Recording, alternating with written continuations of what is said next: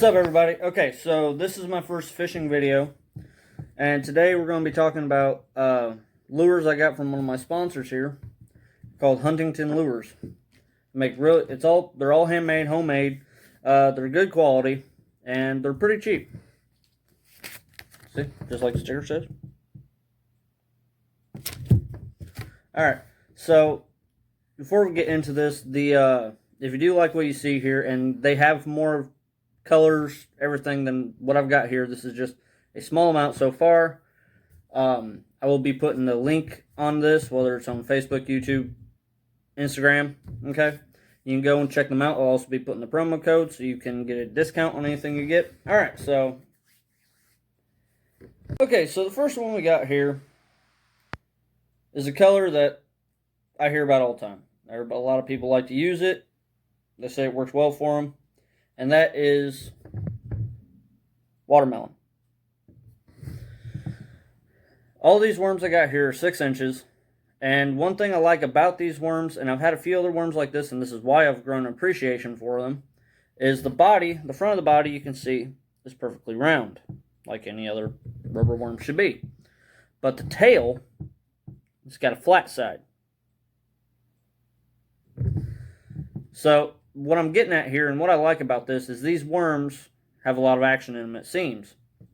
For me, so, like, say you're doing a Texas rig or drop shot, anything else you want to do with them. And whether, like, say you got a Texas rig, and like what I do, sometimes I like to do that drag, kind of reel it, drag, real nice, slow presentation. And sometimes I like to jig them. You know, you got that weighted bullet weight on there, and you can just boom across the bottom.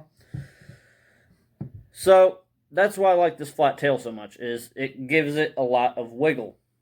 You know, instead of just your perfectly round tail where it's all the same weight, and sometimes you got to put a little more action into them to really get them to do much. But this, you can just flick it, and you'll get that desired tail wiggle, whatever you want. And the tip of the tail is a little heavier than the rest. Now, what I like about that also is once that gets going, it's just going to take the whole thing with it. You know, it's not just like it's a little oop. You know, it's going to wiggle. It's going to got that weight to it. So once you flick it, it's going to move how you want it to move. All right, so my next color, and this one I'm really fond of. This is one of the newer colors that came out this year. This is the Electric Plum.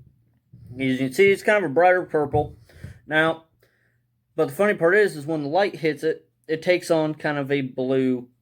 When you look through it, you can see kind of a blue, you know. So it's almost like kind of a mixture color. It's almost like kind of a slight blue outside with a purple core, or whatever you want to call it, on the inside. And yes, all these worms, as you can see, they are sparkled.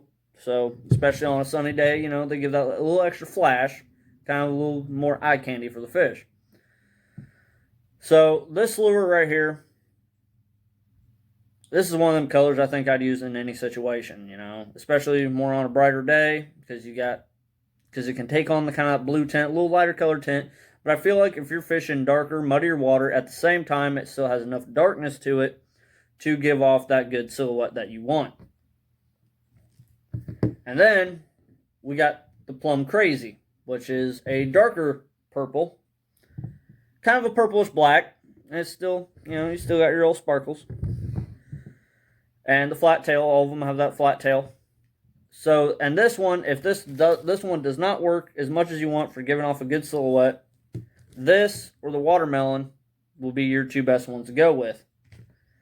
But honestly, I'd think for a better silhouette, if you just want that dark, real standout look, it would be this one to go with. So, that is the Plum Crazy. This is one of my favorites out of all the bunch. Now, let's get to something that might look a little more natural. Okay, so we got our butter rum here. You got the brown. You know, for this, I would use, especially in clear water. You know, some of the lakes and stuff I fish around here in Illinois, they're clear most of the year. So that would be my definite. You know, you want that more natural look to them, and this would be perfect. And it's also pretty translucent. I mean, you can see through it and everything. It's for some, I think you'd need a little less color profile, a little kind of more just discreet kind of a situation, something that doesn't just scream and pop out. So I think this would also kind of be a little bit better for if you're fishing in an area that's kind of pressured. You know, the fish see all the bright colors and the dark colors. You want something kind of a happy medium, and I think that's where this would shine the best. Now, one of my favorite colors, I didn't really start using this color of a different brand. I cannot find that brand anymore. This kind of color till last year, about early midsummer, and it did really well. Now, this color will also work pretty well in the spring, especially when the bass are coming up from the bottom, because all they've seen is dark for the past few months. So anything that's going to be bright, flashy, it's going to get their attention. It's something they have not seen yet or haven't seen in a while. And I've heard the whole fish only have a few minute long memory. Whether that's true or not, I don't know. So this bright color, this is called the Orange Sherbert. This is the other new color this year. And it's got as much sparkles and everything as everybody else here does. But these bright colors, especially in clear water, these bright colors are amazing.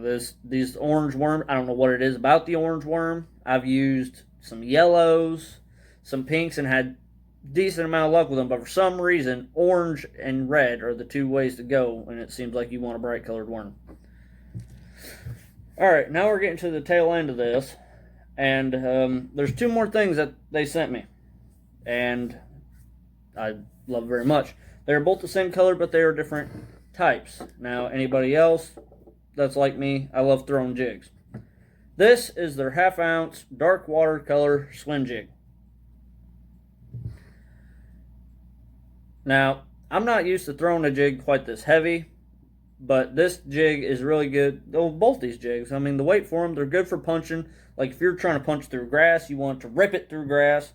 Having that heavier head is really nice.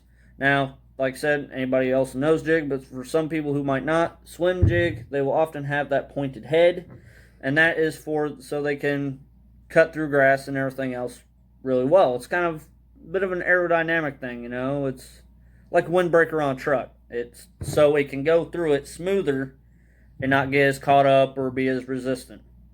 Now, another thing I like about these jigs is they got a big profile to them. For me, I've used jigs with smaller profiles, and I know sometimes they're better, but for me, in my personal experience, a jig with a bigger profile has been what gets them for me. You know, especially around, and black and blue, this color, this is why I wanted this color, is because this black and blue works for me all year round. And I know I've heard the three main colors you want is black and blue, kind of a green, and kind of a brown. You know, or sometimes a happy medium, maybe a little red in it. But out of both those colors, it seemed like whether I was in dirty water, clear water, just a little bit murky water, it seemed like black and blue was the reigning champion. Now, the other jig they sent me is a jig I'm kind of new to. I've seen them, I've learned how to work them, but I've never done it myself.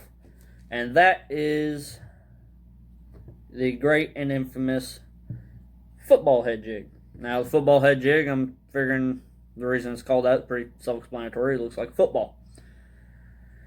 Now, like I said, this is the same color, same weight. And I already went over why I like the color and all that, so I'm not going to really beat a dead horse here. But, like I said, these are all these lures are homemade.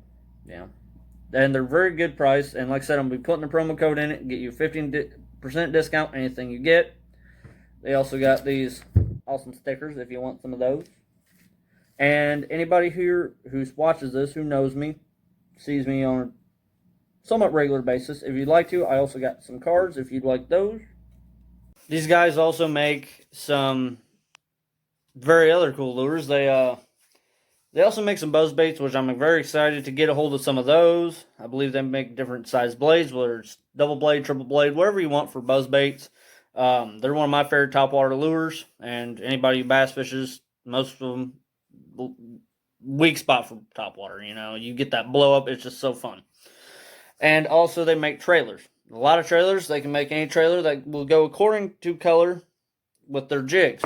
And they make multiple different color jigs, flipping jigs, swim jigs, and then you got the football head jig, which I'm very excited to try out. And for most people who, I mean, swim jig, it's pretty self-explanatory still. Like I said, put a swim bait trailer on it, crawdad trailer, whatever you want. You more just throw it and you just swim through the water. Like other jig. I mean, you can hop it, you can do about whatever you want. I mean, jigs are pretty versatile. Now, this one I might do a little hopping with, but the most way to retrieve this jig is more just let it drag. It's got that type of head for a reason. You're just letting it drag along the bottom. And I know a lot of people say, like, these jigs are better for a harder bottom. You know, rocks, stuff like that, you know. For me, honestly, I get it. Okay? They're known to bury themselves in mud, dirt, whatever. But when I think about what a crawdad does, and if that's what you're trying to make this look like, you got a crawdad trailer on there, you want to look like crawdad, think about this. What a crawdad does is he will crawl along the bottom, like when you're dragging this. Sometimes he does stop, kind of bury himself in the bottom, you know, kind of gets down in that mud. But when they hop out, that'd be no different than you jumping this bait out of that mud. You know what I'm saying? Like, think about it. Because when you do that, it does kick up mud, or it makes it look like, gives a little cloudy area. If I was a bass and honestly I saw something moving, a cloudy area jump around like that, I'd want to investigate it. Bass are curious, you know. They see something like that, they think, oh, okay, something's moving over there. Could I eat it? They want to go check it out. It looks like crawdad. They think they could eat it. There you go. So that's kind of my opinion on how to work those. I can't wait to give it a try. But I'm also going to, there's another part of this video where I will have just kind of, you know, I'll be able to show you guys the website and everything like that. They got a bunch of other stuff, trailers, everything. So can't wait for you guys to check it out. Have a good one.